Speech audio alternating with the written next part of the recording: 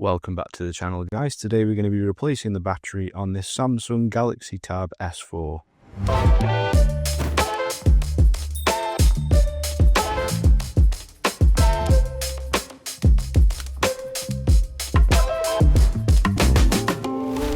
Okay, so welcome back, guys. Sorry it's been a while since my previous video. To be completely honest, I've just been busy and I haven't had a chance to make a video in between everything else, so I've decided the next couple of repairs that I'm doing, I'm going to be recording and making a video for you guys. So this is a battery replacement for a Samsung Galaxy Tab S4. This is a 10.5-inch tablet. Not sure if you can see there, but it's the 64 gig version. So we've got a replacement battery here that we're going to be chucking in there. It isn't actually a Samsung one, but it has got the same rated capacity as the original, 70-300 milliamp hours. So it should be a sufficient replacement. So that's what we're going to be fitting today. With every repair that you ever do on any device, before you begin the repair, make sure you have fully powered it off so that there's minimal risk of shorting anything or doing any damage. So once you're happy that the tablet is powered off, the very first thing we need to do is we need to warm up the back glass to get inside the tablet. Now, I don't normally do tablet repairs, mainly because 99% of them involve removing the screen, and upon doing that, there is quite a heavy risk that the screen will either break, crack, or just develop a fault because it's been disturbed in such a way. So because I don't normally do tablet repairs, the heat mat that I've got here doesn't quite go all the way past the end of the tablet, so we will have to do this in stages. And so what I tend to do, I normally tend to start about 70 degrees. So if we just press on the mode there and just bring it down to about 70. In fact, I'm going to go to 75 on this one, and then we just want to leave it there for a few minutes just so that it can get nice and warm, and then we can look at taking the glass off the back. Okay, so this heat mat's been on for a few minutes now. So shortly I'm going to be using this tool. And what this allows you to do is get on both sides of the device and just put a little bit of pressure on the front and back glass. And what it does is it allows you to get between the frame and the glass without actually jabbing something sharp inside and making a mess of things. Ultimately, what the plan is you use this just to give yourself a little bit of a gap, and then you use a plastic pry tool to go in between and just make your way slowly all the way around. The idea is that you take your time at this bit, there's no need to rush, and ultimately if you take your time and you're steady, you shouldn't do any damage to the rear glass. So I'm just going to move the heat pad now and we're going to have a go at removing the glass. Okay guys, so there was a little bit of fighting off camera. You do have to apply quite a lot of heat and you just have to take your time, get it to the point where I've got it now, where you've just got a little bit of a lip, and ultimately now you've got some leverage to go all the way around with. So I'm going to put it back on the heat pad. I will record it, but I will take my time, so I will have to speed it up because I don't want to damage the back glass on this at all. So I will continue my way around the back of this, and then I'll rejoin you guys once I've got the back off and we can proceed.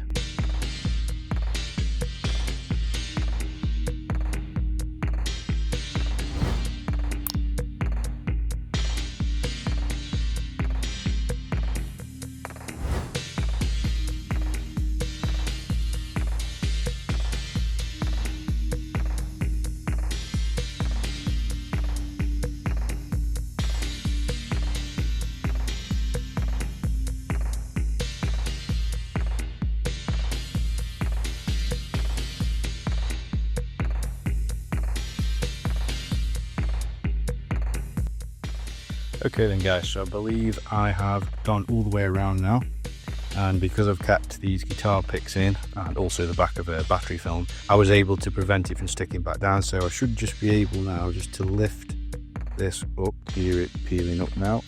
There we go, it's stuck here in the middle, and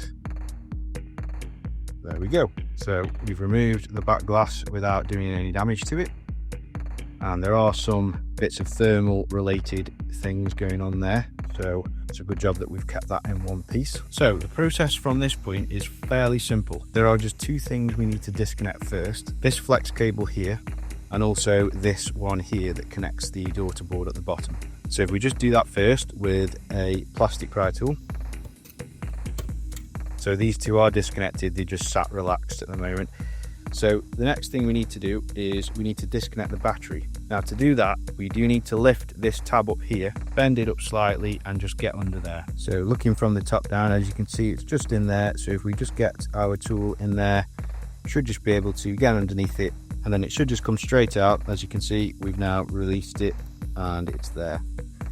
Okay, so now we've done that, we just need to remove all of the screws that are around the battery itself. So I'm just going to go ahead and do that.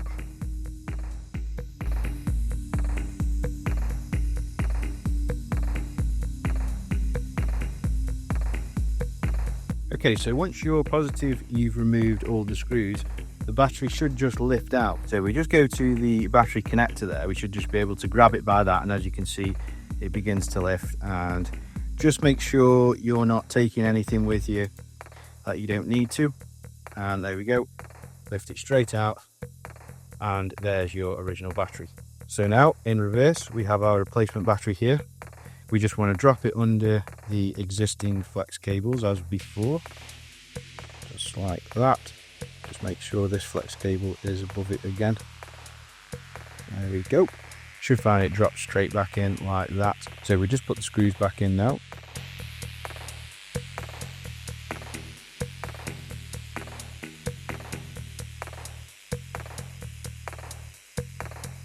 Okay, so once all the screws are back in, we can plug in the two flex cables that we unplugged originally. So I'll just go ahead and do that now.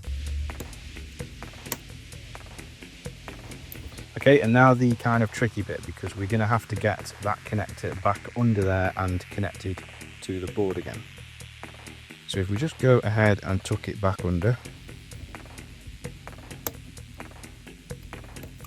And as you can see there, we've now got it plugged in and under the connector. So before we do anything else, we just want to turn it on and check that it comes on. As we can see there, we're not plugged in or anything, so that's definitely coming from the new battery. Yeah, and so the tablet's booted and everything's okay, and the screen's working okay. So I'm happy with this, and we're going to go ahead and refit the back glass. So first things first, we need to remove all of the existing adhesive, because as you can see, it's just no use. It's not going to go back down on that. And then we're going to use some similar adhesive. It isn't actually black, it's clear, but we should be able to use that and get it to go back exactly the same. So I'm just going to get rid of all of this first. Okay, so I scraped off the remaining adhesive. There will be some sticky patches, as you can see here. The best thing to do with those is to use some isopropyl alcohol just to get rid of it, because the smoother the surface that you have, the better that the new adhesive will actually stick. So I'm just going to go ahead now and just go around quickly with some alcohol just to clean it off. It doesn't have to be perfect, but as long as there's a good enough surface for the adhesive to stick to, you should find that it sticks back just fine. So I'm going to go ahead and do that now quickly.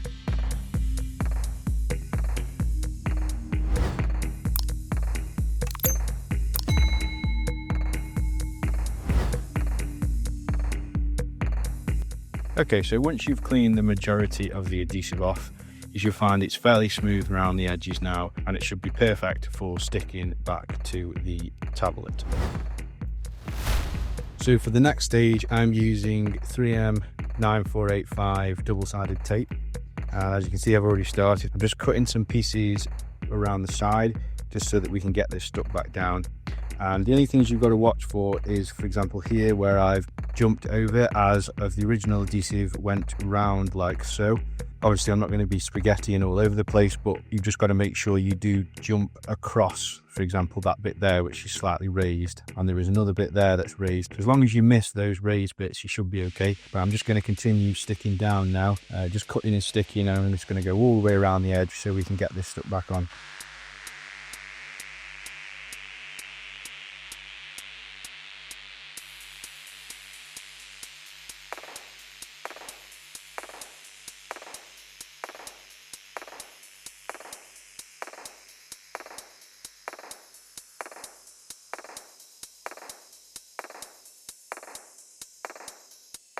Okay, so I'm happy with that. We've now got the adhesive on.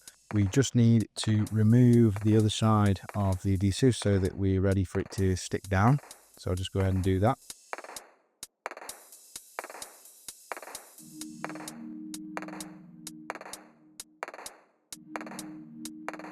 Okay, and it's always just a good idea just to make sure there's no dust in your camera lens, which, to be honest, that looks absolutely fine and good.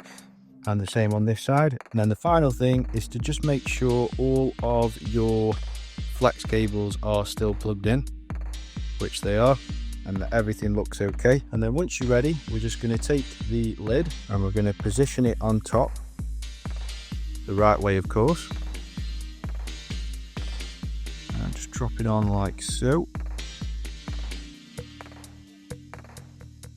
Just take your time dropping it down, and it should clip back into the groove that it originally was on. And then you just want to go all the way around the outside, pressing down, making sure it's nice and sturdy and stuck down, like so. You can spend as long as you want going around it like this, just to make sure it's well and truly stuck down. But you should find it shouldn't come back up again, especially if you've used good adhesive. It shouldn't pop off at all.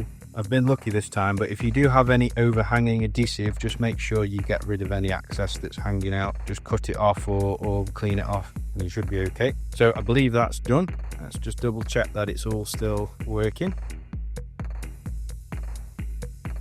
All still good, everything's working, screen's fine. So yep, that's job done. So I hope this has helped some of you guys out there. Hope you've enjoyed the video, and I'll catch you guys in the next one.